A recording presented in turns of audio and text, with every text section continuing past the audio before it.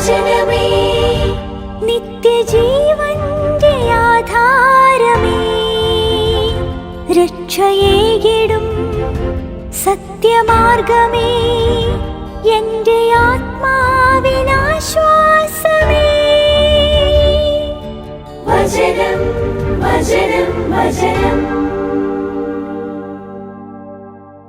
പുറപ്പാട് പുസ്തകം 3-ാം അധ്യായം.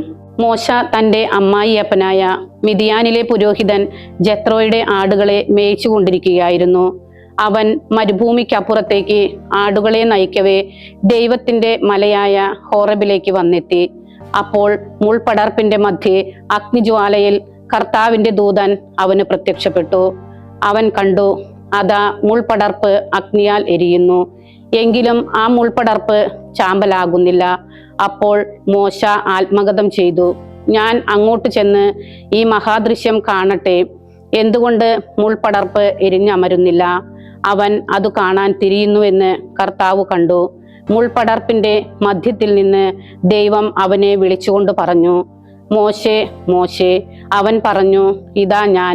അവിടുന്ന് അരുളി ചെയ്തു, ഇങ്ങോട്ട് അടുക്കരുത്, നിന്റെ പാദങ്ങളിൽ നിന്ന് ചെരുപ്പുകൾ അഴിക്കുക, എന്തെന്നാൽ നീ നിൽക്കുന്ന സ്ഥലം വിശുദ്ധ നിലമാണ്. തുടർന്ന് അവിടുന്ന് പറഞ്ഞു, ഞാൻ നിന്റെ പിതാവിന്റെ ദൈവമാണ്, അബ്രാഹത്തിന്റെ ദൈവം, ഇസ്ഹാക്കിന്റെ ദൈവം, യാക്കോബിന്റെ ദൈവം. ദൈവത്തെ വീക്ഷിക്കാൻ ഭയപ്പെട്ടതുകൊണ്ട് മോശ മുഖം മറച്ചു. വീണ്ടും കർത്താവ് അരുൾ ചെയ്തു, ഈജിപ്തിലുള്ള എന്റെ ജനത്തിന്റെ ദുരിതം ഞാൻ കാണുക തന്നെ ചെയ്തിരിക്കുന്നു. അതിന്റെ മേൽനോട്ടക്കാർ മൂലമുള്ള അവരുടെ രോദനം ഞാൻ കേട്ടിരിക്കുന്നു. തീർച്ചയായും അവരുടെ യാതനകൾ ഞാൻ അറിയുന്നു. ഞാൻ ഇറങ്ങി വന്നിരിക്കുന്നത് ഈജിപ്തുകാരുടെ കയ്യിൽ നിന്ന് അവരെ മോചിപ്പിക്കാനും ആ നാട്ടിൽ നിന്ന് നല്ലതും വിസ്തൃതവുമായ ഒരു നാട്ടിലേക്ക്, തേനും പാലും ഒഴുകുന്ന ഒരു ദേശത്തേക്ക്, കാനാന്യർ, ഹൃത്യർ, അമോര്യർ, പെരീസ്യർ, ഹിവ്യർ, ജബൂസ്യർ എന്നിവരുടെ സ്ഥലത്തേക്ക് അവരെ കൊണ്ടുപോകാനുമാണ്.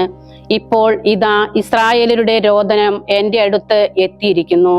ഈജിപ്തുകാർ അവരെ അടിച്ചമർത്തുന്ന മർദ്ദനം ഞാൻ കാണുകയും ചെയ്തിരിക്കുന്നു.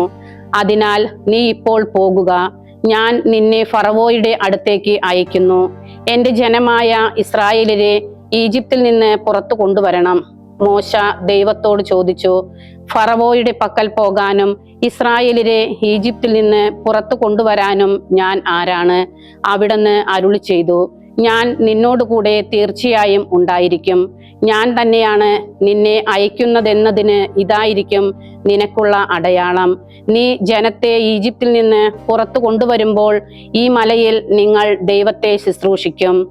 മോശ ദൈവത്തോട് പറഞ്ഞു, ഇതാ ഞാൻ ഇസ്രായേലരുടെ അടുക്കൽ പോയി നിങ്ങളുടെ പിതാക്കന്മാരുടെ ദൈവം എന്നെ നിങ്ങളുടെ അടുക്കലേക്ക് അയച്ചിരിക്കുന്നുവെന്ന് പറയുമ്പോൾ അവർ എന്നോട് ചോദിക്കും, അവിടുത്തെ പേരെന്താണ്?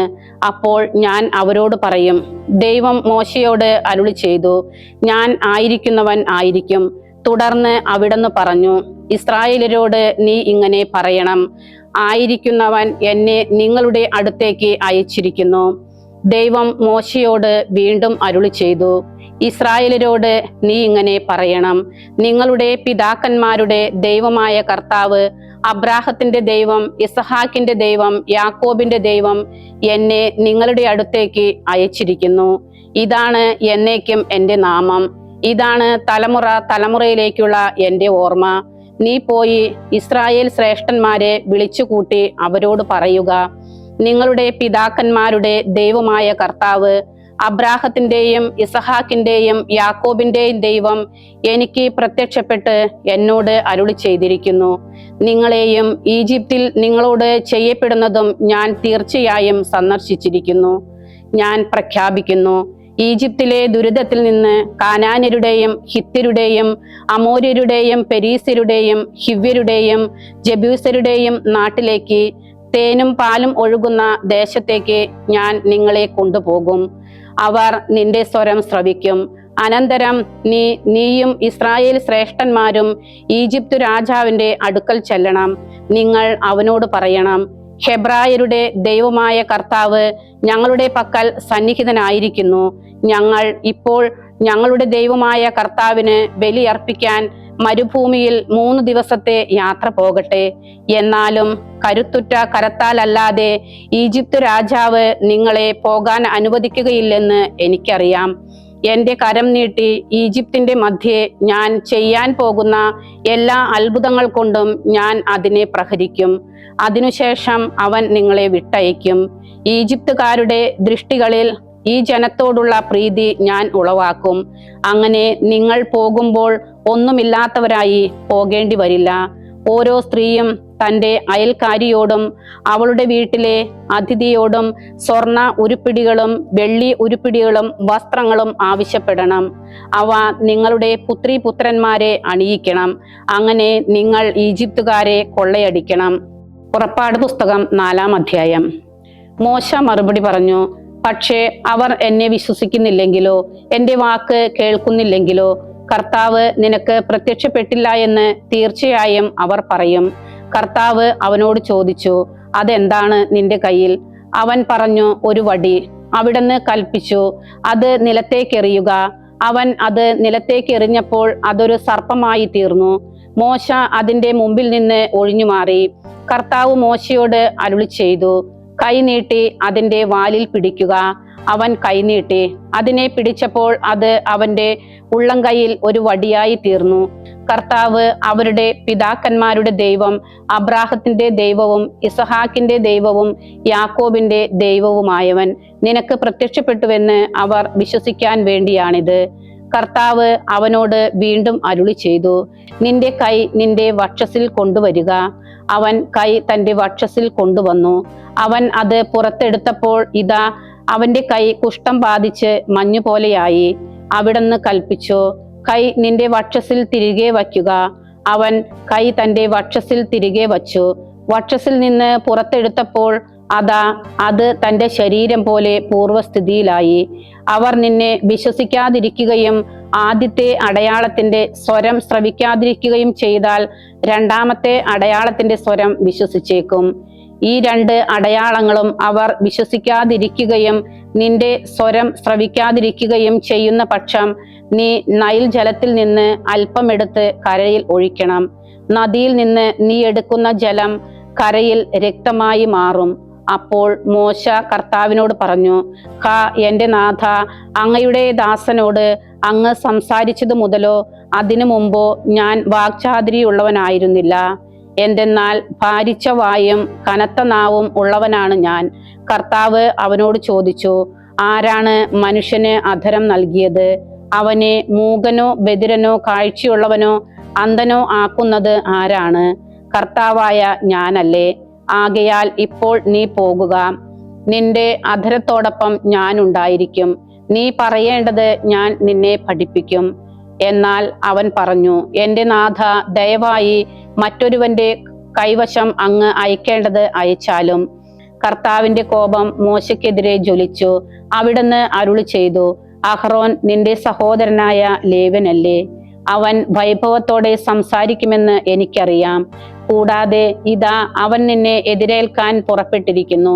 നിന്നെ കാണുമ്പോൾ അവൻ ഹൃദയപൂർവ്വം സന്തോഷിക്കും. നീ അവനോട് സംസാരിക്കണം. അവന്റെ വായിൽ വചനങ്ങൾ വച്ചു കൊടുക്കണം. ഞാൻ നിന്റെ അധരത്തോടും അവന്റെ അധരത്തോടും കൂടെ ഉണ്ടായിരിക്കും. നിങ്ങൾ ചെയ്യേണ്ടത് നിങ്ങളെ ഞാൻ പഠിപ്പിക്കുകയും ചെയ്യും. അവനായിരിക്കും നിനക്ക് വേണ്ടി ജനത്തോട് സംസാരിക്കുന്നത്. അവൻ നിനക്ക് അധരമായിരിക്കും. നീയാകട്ടെ അവന് ദൈവവുമായിരിക്കും. ഈ വടി നിന്റെ കയ്യിലെടുത്തുകൊള്ളുക. അതുകൊണ്ട് നീ അടയാളങ്ങൾ പ്രവർത്തിക്കും. മോശ നടന്ന് തൻ്റെ അമ്മായിയപ്പനായ ജത്രോയുടെ പക്കൽ തിരിച്ചെത്തി. അവനോട് പറഞ്ഞു, ഞാൻ പോയി ഈജിപ്തിലുള്ള എൻ്റെ സഹോദരർ ഇനിയും ജീവനോടെയുണ്ടോ എന്ന് കാണുന്നതിന് അവരുടെ അടുത്തേക്ക് മടങ്ങട്ടെ. ജത്രോ മോശയോട് പറഞ്ഞു, നീ സമാധാനത്തോടെ പോവുക. മിദിയാനിൽ വച്ച് കർത്താവ് മോശയോട് പറഞ്ഞു, നീ ഈജിപ്തിലേക്ക് മടങ്ങിപ്പോവുക. എന്തെന്നാൽ നിന്റെ ജീവൻ തേടിയിരുന്ന ആളുകളെല്ലാം മരിച്ചു കഴിഞ്ഞു. മോശ തൻ്റെ ഭാര്യയെയും പുത്രന്മാരെയും കൊണ്ടുവന്ന് അവരെ കഴുതപ്പുറത്ത് കയറ്റി ഈജിപ്ത് നാട്ടിലേക്ക് മടങ്ങി. മോശ തൻ്റെ കയ്യിൽ ദൈവത്തിന്റെ വടി എടുത്തിരുന്നു. കർത്താവ് മോശയോട് പറഞ്ഞു, ഞാൻ നിന്റെ കയ്യിൽ ഭരമേൽപ്പിച്ച എല്ലാ അത്ഭുതങ്ങളും ഈജിപ്തിലേക്ക് മടങ്ങാനുള്ള നിന്റെ യാത്രയിൽ നീ പരിചിന്തിക്കുക. ഫറവോയുടെ മുമ്പിൽ നീ അവ പ്രവർത്തിക്കണം. എന്നാൽ ഞാൻ അവന്റെ ഹൃദയം കഠിനമാക്കും, അവൻ ജനത്തെ വിട്ടയക്കുകയില്ല. നീ ഫറവോയോട് പറയണം, കർത്താവ് ഇങ്ങനെ അരുളി ചെയ്യുന്നു, ഇസ്രായേൽ എൻ്റെ പുത്രനാണ്, എൻ്റെ ആദ്യജാതൻ. ഞാൻ നിന്നോട് ആജ്ഞാപിക്കുന്നു, എന്നെ ശുശ്രൂഷിക്കാനായി എൻ്റെ പുത്രനെ വിട്ടയക്കുക. അവനെ വിട്ടയക്കാൻ നീ വിസമ്മതിക്കുന്ന പക്ഷം ഇതാ നിന്റെ പുത്രനെ, നിന്റെ ആദ്യജാതനെ ഞാൻ വധിക്കും. വഴിയിൽ വച്ച് സത്രത്തിലായിരിക്കുമ്പോൾ മോശയെ കർത്താവ് നേരിട്ടു. അവിടുന്ന് അവനെ വധിക്കാനൊരുങ്ങി. ഉടനെ സിപ്പോറ ഒരു കൽച്ചീളെടുത്ത് തൻ്റെ പുത്രന്റെ അഗ്രചർമ്മം ഛേദിച്ചു. നീ എനിക്ക് രക്തമണവാളനാണ് എന്ന് പറഞ്ഞുകൊണ്ട് അവൾ മോശയുടെ കാലുകളിൽ സ്പർശിച്ചു. അപ്പോൾ അവിടുന്ന് അവനിൽ നിന്ന് പിന്മാറി. അവൾ അപ്പോൾ പറഞ്ഞു, പരിച്ഛേദനത്താലുള്ള രക്തമണവാളൻ. കർത്താവ് അഹ്റോനോട് പറഞ്ഞു, നീ മോശയെ എതിരേൽക്കാൻ മരുഭൂമിയിലേക്ക് ചെല്ലുക. അയാൾ പോയി ദൈവത്തിന്റെ മലയിൽ വെച്ച് അവനെ കണ്ടുമുട്ടി, അവനെ ചുംബിച്ചു. മോശ അഹ്റോനോട് തന്നെ അയച്ച കർത്താവിന്റെ എല്ലാ വചനങ്ങളും അവിടുന്ന് തന്നോട് കൽപ്പിച്ച എല്ലാ അടയാളങ്ങളും വിവരിച്ചു. അനന്തരം മോശയും അഹ്റോനും ചെന്ന് ഇസ്രായേലിലെ ശ്രേഷ്ഠന്മാരെയെല്ലാം ഒരുമിച്ച് കൂട്ടി. കർത്താവ് മോശയോട് പറഞ്ഞ വചനങ്ങളെല്ലാം അഹ്റോൻ പ്രഖ്യാപിക്കുകയും ജനത്തിന്റെ കൺമുമ്പിൽ അടയാളങ്ങൾ പ്രവർത്തിക്കുകയും ചെയ്തു. ജനം വിശ്വസിച്ചു. കർത്താവ് ഇസ്രായേലരെ സന്ദർശിച്ചിരിക്കുന്നുവെന്നും അവരുടെ കഷ്ടതകൾ കണ്ടിരിക്കുന്നുവെന്നും കേട്ടപ്പോൾ അവർ കുമ്പിട്ട് ആരാധിച്ചു. 39-ാം സങ്കീർത്തനം. ഞാൻ പറഞ്ഞു, നാവുകൊണ്ട് പാപം ചെയ്യാതെ ഞാൻ എൻ്റെ വഴികൾ കാത്തു സൂക്ഷിക്കും. എൻ്റെ മുമ്പിൽ ഇനിയും ദുഷ്ടൻ ഉള്ളതുകൊണ്ട് എൻ്റെ വായ് ഞാൻ പൂട്ടുള്ളതായി സൂക്ഷിക്കും. ഞാൻ മൂകനായി നിശബ്ദത പൂണ്ടു, നന്മ കൂടാതെ നിഷ്ക്രിയനായി. എൻ്റെ വേദന മൂർച്ഛിച്ചു, എൻ്റെ ഉള്ളിൽ ഹൃദയം തപിച്ചു. ഞാൻ ചിന്തിക്കുന്തോറും അത് ആളിക്കത്തി. എൻ്റെ നാവുകൊണ്ട് ഞാൻ സംസാരിച്ചു. കർത്താവെ, എൻ്റെ അന്ത്യം എനിക്ക് മനസ്സിലാക്കി തരണമേ. എൻ്റെ ആയുസിൻ്റെ ദൈർഘ്യം എത്രയെന്നും എത്ര ക്ഷണികനാണെന്നും ഞാൻ അറിയട്ടെ. ഇതാ അങ്ങ് എൻ്റെ ദിനങ്ങൾ ഏതാനും അങ്കുലമായി നിശ്ചയിച്ചിരിക്കുന്നു. എൻ്റെ ജീവിതകാലം അങ്ങയുടെ മുമ്പിൽ ഇല്ലായ്മ പോലെയാണ്. ഉറച്ചു നിൽക്കുന്നെങ്കിലും ഏതു മനുഷ്യനും വെറും മിഥ്യ മാത്രം. മനുഷ്യൻ നിഴലിൽ വെറുതെ ഉഴലുന്നു, അവൻ ബഹളം കൂട്ടുന്നതും മിഥ്യ മാത്രം. ആര് സ്വന്തമാക്കും എന്നറിയാതെ അവൻ കുന്നുകൂട്ടുന്നു. നാഥ, ഇപ്പോൾ ഞാൻ എന്താണ് കാത്തിരിക്കേണ്ടത്? അങ്ങേക്കായി തന്നെയാണ് എൻ്റെ പ്രത്യാശ. എൻ്റെ എല്ലാ അതിക്രമങ്ങളിൽ നിന്ന് എന്നെ മോചിപ്പിക്കണമേ. ഭോഷന്റെ നിന്ദനത്തിന് എന്നെ പാത്രമാക്കരുതേ. ഞാൻ മൂകനാണ്, ഞാൻ എൻ്റെ വായി തുറക്കുന്നില്ല. അങ്ങാണല്ലോ പ്രവർത്തിക്കുന്നത്. അങ്ങയുടെ പ്രഹരം എന്നിൽ നിന്ന് പിൻവലിക്കണമേ. അങ്ങയുടെ കരത്തിന്റെ അടിയേറ്റ് ഞാൻ തളർന്നിരിക്കുന്നു. അപരാധിയായ ഒരുവനെ തിരുത്തലുകളാൽ അങ്ങ് പരിശീലിപ്പിക്കുമ്പോൾ അവന് പ്രിയങ്കരമായത് കീടത്തെ പോലെ അങ്ങ് ഇല്ലാതാക്കി കളയുന്നു. ഏതു മനുഷ്യനും മിഥ്യ മാത്രം. കർത്താവെ, എൻ്റെ പ്രാർത്ഥന കേൾക്കണമേ. എൻ്റെ നിലവിളി ചെവിക്കൊള്ളണമേ. എൻ്റെ കണ്ണീരിൻ്റെ നേർക്ക് അങ്ങ് മൗനം അവലംബിക്കരുതേ. ഞാൻ അങ്ങേപ്പക്കൽ ഒരു അതിഥിയാണല്ലോ. എൻ്റെ എല്ലാ പിതാക്കന്മാരെയും പോലെ ഒരു കുടിക്കിടപ്പുകാരൻ മാത്രം. ഞാൻ ഇല്ലാതായി തീരും മുമ്പ് പ്രസരിപ്പുള്ളവനാകേണ്ടതിന് എന്നിൽ നിന്ന് അങ്ങയുടെ ദൃഷ്ടി പിൻവലിക്കണമേ. വിശുദ്ധ മത്തായി എഴുതിയ സുവിശേഷം 25-ാം അധ്യായം 31 മുതൽ 46 വരെയുള്ള തിരുവചനങ്ങൾ. എല്ലാ ദൂതന്മാരോടും കൂടെ മനുഷ്യപുത്രൻ മഹത്വത്തിൽ എഴുന്നള്ളുമ്പോൾ അവൻ തൻ്റെ മഹിമയുടെ സിംഹാസനത്തിൽ ഉപവിഷ്ടനാകും. അവൻ്റെ മുമ്പിൽ എല്ലാ ജനതകളും ഒരുമിച്ച് കൂട്ടപ്പെടും. ഇടയൻ ചെമ്മരിയാടുകളെ കോലാടുകളിൽ നിന്ന് വേർതിരിക്കുന്ന പോലെ അവൻ അവരെ തമ്മിൽ വേർതിരിക്കും. അവൻ ചെമ്മരിയാടുകളെ തൻ്റെ വലത്തുവശത്തും കോലാടുകളെ ഇടത്തുവശത്തും നിർത്തും. അനന്തരം രാജാവ് തൻ്റെ വലത്തുഭാഗത്തുള്ളവരോട് അരുളി ചെയ്യും, എൻ്റെ പിതാവിനാൽ അനുഗ്രഹിക്കപ്പെട്ടവരെ വരുവിൻ. ലോകസ്ഥാപനം മുതൽ നിങ്ങൾക്കായി സജ്ജമാക്കിയിരിക്കുന്ന രാജ്യം അവകാശപ്പെടുത്തുവിൻ. എന്തെന്നാൽ എനിക്ക് വിശന്നു, നിങ്ങൾ ഭക്ഷിക്കാൻ തന്നു. എനിക്ക് ദാഹിച്ചു, നിങ്ങൾ കുടിക്കാൻ തന്നു. ഞാൻ പരദേശിയായിരുന്നു, നിങ്ങൾ എന്നെ സ്വീകരിച്ചു. ഞാൻ നഗ്നനായിരുന്നു, നിങ്ങൾ എന്നെ ഉടുപ്പിച്ചു. ഞാൻ രോഗിയായിരുന്നു, നിങ്ങൾ എന്നെ സന്ദർശിച്ചു.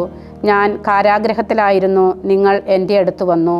അപ്പോൾ നീതിമാന്മാർ ഇങ്ങനെ മറുപടി പറയും, കർത്താവെ, നിന്നെ വിശക്കുന്നവനായി കണ്ട് ഞങ്ങൾ ഭക്ഷിക്കാൻ നൽകിയതും ദാഹിക്കുന്നവനായി കണ്ട് കുടിക്കാൻ നൽകിയതും എപ്പോൾ? നിന്നെ പരദേശിയായി കണ്ട് സ്വീകരിച്ചതും നഗ്നനായി കണ്ട് ഉടുപ്പിച്ചതും എപ്പോൾ? നിന്നെ ഞങ്ങൾ രോഗാവസ്ഥയിലോ കാരാഗ്രഹത്തിലോ കണ്ട് സന്ദർശിച്ചത് എപ്പോൾ? രാജാവ് മറുപടി പറയും, സത്യമായി ഞാൻ നിങ്ങളോട് പറയുന്നു, എൻ്റെ ഏറ്റവും എളിയ ഈ സഹോദരന്മാരിൽ ഒരുവന് നിങ്ങൾ ഇത് ചെയ്തു കൊടുത്തപ്പോൾ എനിക്ക് തന്നെയാണ് ചെയ്തു തന്നത്. അനന്തരം അവൻ തൻ്റെ ഇടത്തുഭാഗത്തുള്ളവരോട് പറയും, ശപിക്കപ്പെട്ടവരെ, നിങ്ങൾ എന്നിൽ നിന്നകന്ന് പിശാചിനും അവൻ്റെ ദൂതന്മാർക്കുമായി ഒരുക്കിയിരിക്കുന്ന നിത്യാഗ്നിയിലേക്ക് പോകുവിൻ. എനിക്ക് വിശന്നു, നിങ്ങൾ ഭക്ഷിക്കാൻ തന്നില്ല. എനിക്ക് ദാഹിച്ചു, നിങ്ങൾ കുടിക്കാൻ തന്നില്ല. ഞാൻ പരദേശിയായിരുന്നു, നിങ്ങൾ എന്നെ സ്വീകരിച്ചില്ല. ഞാൻ നഗ്നനായിരുന്നു, നിങ്ങൾ എന്നെ ഉടുപ്പിച്ചില്ല. രോഗാവസ്ഥയിലും കാരാഗ്രഹത്തിലുമായിരുന്നു, നിങ്ങൾ എന്നെ സന്ദർശിച്ചില്ല. അപ്പോൾ അവർ ചോദിക്കും, കർത്താവേ, ഞങ്ങൾ നിന്നെ വിശക്കുന്നവനോ ദാഹിക്കുന്നവനോ പരദേശിയോ നഗ്നനോ രോഗിയോ കാരാഗ്രഹത്തിൽ കഴിയുന്നവനോ ആയി കണ്ടതും നിനക്ക് ശുശ്രൂഷ ചെയ്യാതിരുന്നതും എപ്പോൾ? അവൻ മറുപടി പറയും, സത്യമായി ഞാൻ നിങ്ങളോട് പറയുന്നു, ഈ ഏറ്റവും എളിയവരിൽ ഒരുവന് നിങ്ങൾ ഇത് ചെയ്യാതിരുന്നപ്പോൾ എനിക്ക് തന്നെയാണ് ചെയ്യാതിരുന്നത്. ഇവർ നിത്യശിക്ഷയിലേക്കും നീതിമാന്മാർ നിത്യജീവനിലേക്കും പ്രവേശിക്കും. ദൈവവചനമേ, നിത്യജീവന്റെ ആധാരമേ, രക്ഷയേകിടും സത്യമാർഗമേ, എൻ്റെ ആത്മാവിനാശ്വാസം.